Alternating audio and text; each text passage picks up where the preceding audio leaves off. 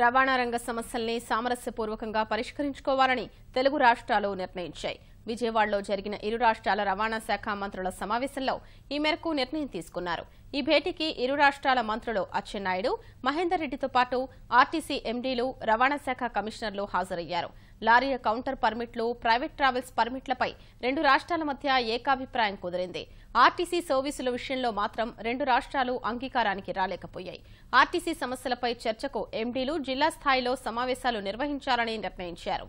APSRTC బస్సులు తెలంగాణలో ఇదివరకు ఎక్కువగా తిరిగేవని, వాటిని వీలైనంత వరకు తగ్గించామని మంత్రి అచ్చెన్నాయుడు తెలిపారు.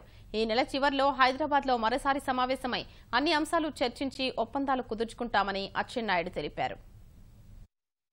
సమస్యని ఏ రకంగా మనం పరిష్కరించుకోవాలి, రెండు రాష్ట్రాల్లో ఉన్నటువంటి ప్రజలకి రవాణా దాంట్లో ఎక్కడ ఇబ్బంది కలగకూడదు, రెండు స్టేట్స్లో ఉన్నటువంటి సమస్యలు కూడా బాగుపడాలి. అయితే ఆర్టీసీ పెద్దది, ఈ చాలా రూట్స్లో వెళ్తున్నాయి, కొన్ని రూట్స్ నష్టాలు వస్తున్నాయి, కొన్ని రూట్స్లో ఆల్ బస్సులు తిరిగితే బాగుంటుంది. ఇవన్నీ స్టడీ చేయాలి కాబట్టి ఒక 10 రోజులు స్టడీ చేసిన తర్వాత ఫైనల్గా మనం డిసిషన్ తీసుకుంటాం.